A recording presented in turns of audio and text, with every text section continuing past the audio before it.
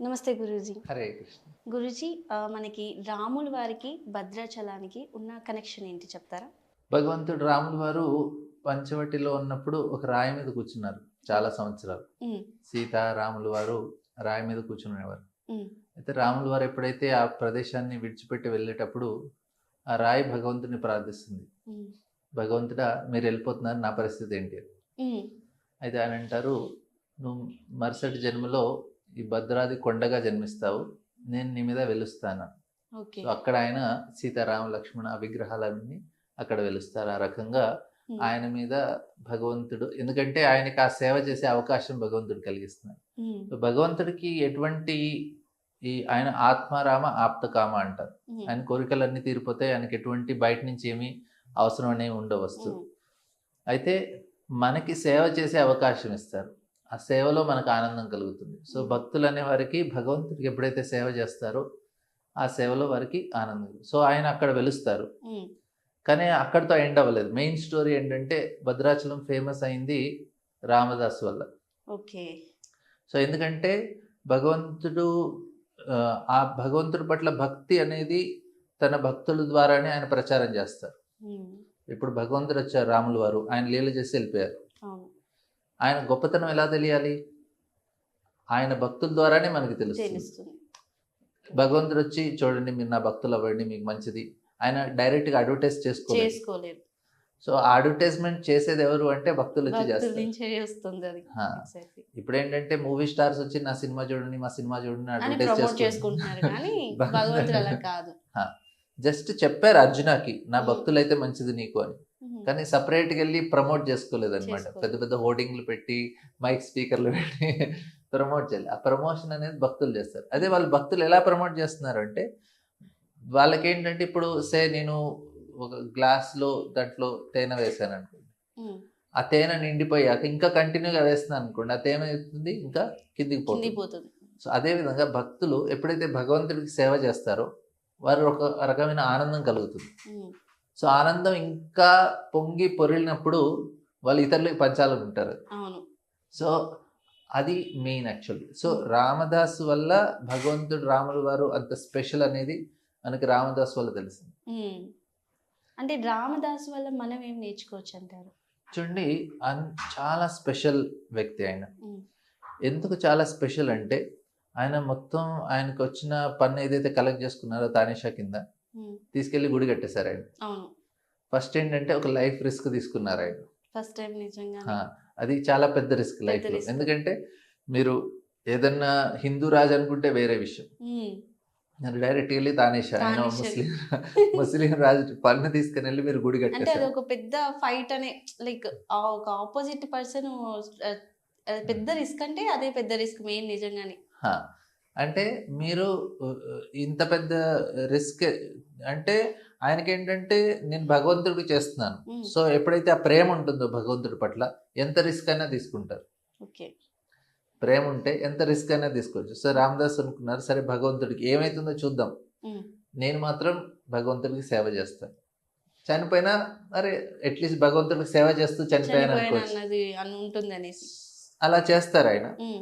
అయితే తానీషాకి ఎప్పుడైతే తెలుస్తుందో ఆయన మనసులో కూడా సరే అనిపిస్తుంది, సరే ఈయన భగవంతుడు చేశారు కదా అని. కానీ మిగతా వాళ్ళు ఒప్పుకోరు. హ్మ్. ఆయనతో ఉన్న మంత్రులందరూ వాళ్ళు అంటారు, ఈయన విడిచిపెడితే మిగతా వాళ్ళు కూడా అలా తప్పు చేస్తారు, హ్మ్. తీసుకెళ్లి జైల్లో వేసేస్తారు. అవును. ఇప్పుడు రామదాస్కి క్వశ్చన్ రావచ్చు, అరే భగవంతుడా, నేను మీ గురించి కదా చేసింది, అవును. మీరు కాపాడాలి కదా నన్ను, మీరు ఎంజాయ్ చేస్తున్నారు. హ్మ్. నేనేమో జైల్లోని ఉండిపోయాను. అందుకే ఈ ఫేమస్ పాట ఉంటుంది, సీతమ్మకు చేయిస్తి చింతాకు పతకం రామచంద్ర. సో అన్నిటికీ ఎంతెంత కాస్ట్ అయింది కూడా ఆయన చెప్తారనమాట. హ్మ్. నువ్వేమో కులుకుతూ ఉన్నావు, నేనేమో ఇక్కడ కోడలతో నేను తన్నులు తింటున్నాను. తింటున్నాను. సో తర్వాత మళ్ళీ పాట రాస్తారు, భగవంతుడా వీళ్ళందరూ కొట్టేసరికి ఆ బాధలో నేను రాశాను, నువ్వు మాత్రం ఫీల్ అవ్వకు, నేను ఎలా రాశాను. సో యాక్చువల్లీ ఇంపార్టెంట్ ఏంటంటే ఆయన అంత ఆనందాన్ని అనుభవిస్తున్నారు ఆ సిచ్యువేషన్లో కూడా. హ్మ్.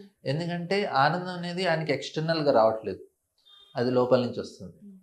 మనకేంటంటే జస్ట్ ఆనందం పొందుతాము, తినటంలో, చూడటంలో, పడుకోవటంలో, ఇంకా వేరే వేరే యాక్టివిటీస్లో మనం ఒక రకమైన ఎక్స్టర్నల్గా ఆనందం పొందుతాం, ఇంటర్నల్గా రాదు ఇది. కానీ భగవంతుడికి సేవ చేసినప్పుడు హ్యాపీనెస్ అనేది ఇంటర్నల్గా వస్తుంది. సో ఆ ఇంటర్నల్ వచ్చే సాటిస్ఫాక్షన్ మీరు ఎక్స్టర్నల్గా ఎంత డిఫికల్టీగా సిచ్యువేషన్స్ ఉన్నా కానీ అది మీరు పెద్ద పట్టించుకోరు. సో ఈయనకి ఇన్ని సంవత్సరాలు అంత కష్టపడినా కానీ చూడండి, ఆయన రాసిన పాటలు ఇప్పటికి కూడా జనాల యొక్క మనసుని మార్చగలుగుతున్నాయి.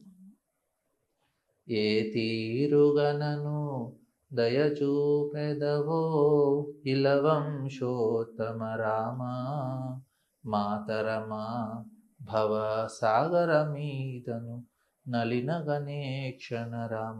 సో ఇప్పుడు కూడా వందల సంవత్సరాలు అయ్యాక కూడా జనాల పాట విని వాళ్ళ మనసులో ఎందుకు మార్పు వస్తుంది? ఇప్పుడు చూడండి, కొన్ని సాంగ్స్ ఉంటాయి, మనం చాలా ఫేమస్ సాంగ్స్ ఉంటాయి, అది వింటారు, జనాలు ఎంజాయ్ చేస్తారు. 1960s పాటలు, 70s, 80s ఇప్పుడు వచ్చే పాటలు కొన్ని రోజుల తర్వాత బోర్ కొట్టేస్తుంది, మనం వినలేం అది. కానీ 200-400 years నుంచి కూడా ఆ పాటలు వింటున్నారు. అది వినటమే కాదు, దానివల్ల జనాలకి అరే నేను కూడా రాముల భక్తులైతే బాగుంటుందని ఒక ఫీలింగ్ కూడా వస్తుంది. అంటే మీకు అంత డెప్త్, అంత గ్రావిటీ, అంత లోతుగా వాళ్ళు ఆ ఫీలింగ్తో పాటు ఆ పాడారు కాబట్టి ఆ ఎఫెక్ట్ ఇప్పుడు కూడా ఉంది. సో ఆయన డివోషన్ అది ఎంత ఇంటెన్స్ అంటే ఆ చుట్టుపక్కల వాళ్ళందరినీ ఎఫెక్ట్ చేస్తుంది. అప్పుడే కాదు, ఇప్పటి వరకు ఎఫెక్ట్ చేస్తుంది. సో ఆయన అంత పెయిన్తో వెళ్ళారు, కానీ అంత డివోషన్ కూడా ఉంది. అంటే అంత పెయిన్ వల్ల ఏమైంది, అంత లోతుగా ఆయన భగవంతుడిని ప్రార్థించగలిగారు. సో రాముల వారు ఏంటంటే రామదాస్ యొక్క డివోషన్ చూపించడానికి అంత ఎక్స్ట్రీమ్ సిచ్యువేషన్కి తీసుకెళ్లారు. చూడండి, ఇంత ఎక్స్ట్రీమ్ సిచ్యువేషన్లో కూడా ఈయన నన్ను విడిచిపెట్టట్లేదు. అదే రామదాస్ మధ్యలో బ్రేక్ అయిపోయారే, నా వల్ల కాదనుకుంటే అంత ప్రాబ్లం. కానీ భగవంతుడు ఏంటంటే చూపిస్తున్నారు, చూడు నా భక్తులు ఎంత ఇంటెన్స్ గా ఉన్నా కానీ సిచ్యువేషన్ నన్ను మాత్రం విడిచిపెట్టట్లేదు. సో అంటే వాళ్ళ స్ట్రెంగ్త్ మెటీరియల్ గా రావట్లేదు. మనకి మెటీరియల్ గా ఒక లెవెల్ వచ్చాక ఇంట్లో కూడా మనం బ్రేక్ అయిపోతాం, అరే నా వల్ల కాదని. కానీ ఎందుకంటే మెటీరియల్ స్ట్రెంగ్త్ తో మనం ట్రై చేస్తాం. ఎవరికైతే ఆధ్యాత్మిక శక్తి ఉంటుందో భగవంతుడి నుంచి వస్తుంది. సో వాళ్ళు ఎప్పుడు బ్రేక్ అవ్వరు. ఎంత ఎక్స్ట్రీమ్ సిచ్యువేషన్ లో కూడా ఆ డివోషన్ ఎఫెక్ట్ ఇప్పుడు కూడా మనకు కనిపిస్తుంది. రామదాస్ కీర్తనలు అయినా కానీ ఇంకెవ్వరు, జస్ట్ నేను చిన్నప్పుడు మనకి ఏం తెలియకపోయినా కానీ మీరు అవి వినండి, పిల్లలకి పెట్టండి, ఇమీడియట్ గా వాళ్ళలో ఒక ఫీలింగ్ వస్తుంది, అరే భగవంతుడు భక్తులు అవ్వాలి అని. సో ఇది యాక్చువల్లీ భద్రాచలం స్పెషాలిటీ ఆ రాముల వారి విగ్రహాలు అక్కడున్న ప్రదేశం అది కాదు, మెయిన్ స్పెషాలిటీ రామదాస్. సో ఆయన గొప్పతనం యాక్చువల్లీ మనం ఎంత ఆయన గురించి డిస్కస్ చేసుకొని ఆయన గురించి ఆయన యొక్క క్వాలిటీస్ డిస్కస్ చేసుకుంటే అంత మన మనసులో మార్పు వస్తుంది.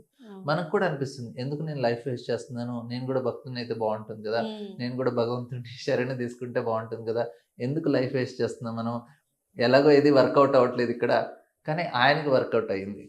So he's very happy. అంటే ప్రాబ్లమ్స్ ఆర్ నాట్, అది కంపల్సరీ అందరికీ ఉంటాయి లైఫ్లో, కానీ ఆ ప్రాబ్లమ్స్ వల్ల నేను హ్యాపీగా ఉండాలా లేదా అనేది నా చాయిస్. ఆ సిచ్యువేషన్లో కూడా హ్యాపీగా ఉండొచ్చు మీరు. సో అదే ఎగ్జాంపుల్ ఏంటంటే రామదాస్ అంత ఎక్స్ట్రీమ్ సిచ్యువేషన్లో కూడా హ్యాపీగా ఉన్నారు. ఆయన హ్యాపీగా ఉండలేదు, పాటలు కూడా రాశారు, ఆయన పాడారు, దాంట్లోనే ఆయన హ్యాపీగా. సో తర్వాత భగవంతుడు వచ్చి మళ్ళీ తానిషాకి స్వయంగా ఆయన డబ్బులు ఇచ్చేసి రామదాస్ని విడిపిస్తారు. సో రామదాస్ కంప్లైంట్ చేయలేదు, అరే నాకు దర్శనం కాలేదు, ఈ తానిషాకి దర్శనం అయింది, నేను మీకు ఎన్ని సంవత్సరాల నుంచి పాటలు రాశాను. సో భగవంతుడి లీల ఏంటంటే ఇంకా భక్తుల్లో ఆ యొక్క ఆతృత పెంచడానికి కూడా ఆయన అట్లాంటి లీలలు చేస్తారు. సో ఇంకా వాళ్ళకి ఇంకా రాయాలి భగవంతుడికి. సో అట్లాంటి జస్ట్ ఆ పర్సనాలిటీస్ యొక్క ఎఫెక్ట్, వాళ్ళ యొక్క డెప్త్ చూడండి. నార్మల్ స్టోరీస్ మనం వింటే అది కొంతకాలం అయ్యాక అవి దానికి వాల్యూ ఉండదు. రామాయణం స్టోరీ లక్షలాది సంవత్సరాల నుంచి వింటున్నారు. ఇప్పుడు కూడా మూవీ చేయొచ్చు, ఇప్పుడు సీరియల్ చేయొచ్చు, ఇప్పుడు దాని మీద డ్రామాలు చేయొచ్చు, ఇంకా జనాలు చూస్తారు. ఎందుకు చూస్తున్నారు? స్టోరీ అయితే అందరికీ తెలుసు కదా, అందరికి తెలిసిన స్టోరీని మరి ఎందుకు చూడగలుగుతున్నారు? ఎందుకంటే దాంట్లో ఆ డెప్త్ ఉంది కాబట్టి, ఆ గ్రావిటీ ఉంది, ఆ సీరియస్నెస్ ఉంది కాబట్టి. సో ఆ క్వాలిటీ పీపుల్ ఆ టైంలో ఉన్న పీపుల్ అంత క్వాలిటీతో ఉన్నారు కాబట్టి ఆ ఎఫెక్ట్ ఇప్పటికి కూడా ఉంటుంది. ఉమ్, సో ఇప్పుడు ఏదైతే స్టోరీ ఉంటో చాలా సూపర్ఫిషియల్ ఉంటాయి, అందుకే ఉమ్, దాని ఎఫెక్ట్ ఎక్కువ కాలం ఉండదు. అవును. సో రామదాసు అంత క్వాలిటీ పర్సనాలిటీ కాబట్టి ఇప్పుడు కూడా మనందరిని ఎఫెక్ట్ చేస్తున్నారు. అదే ఇప్పుడు కూడా మనం చెప్పుకుంటున్నాం కూడా ఆయన గొప్పతనం ఆ, గురించి. ఇప్పుడు విన్నా మనకి అనిపిస్తుంది "వా, చాలా స్పెషల్ పర్సన్." Special person. అంటే సినిమాలు చూసినా, ఏం చూసినా కూడా ఇంకా మాట్లాడుకోవాలి, ఇంకా ఆయన గురించి తెలుసుకోవాలి. ఇవన్నీ తెలిసిన ఒక సినిమా ద్వారా వాళ్ళు తెలియజేసినా కూడా మనం మాట్లాడుకుంటున్నాం అంటే అంత గొప్ప వ్యక్తి.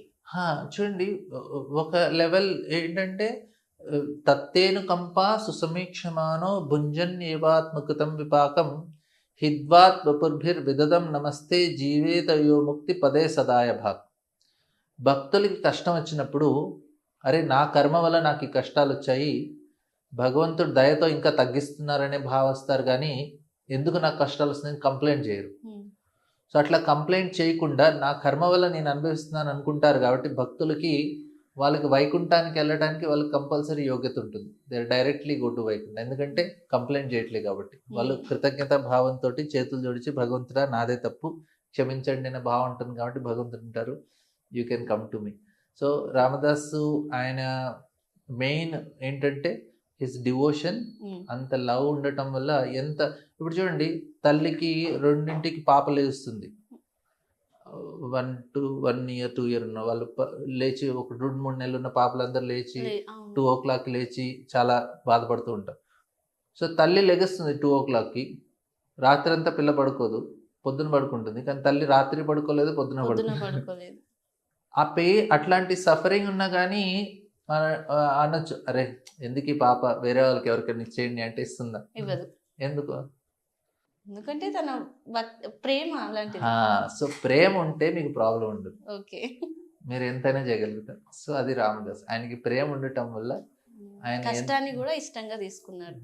అంటే సో తిట్టుకొని ఇంక వదిలేసుకోలేదు.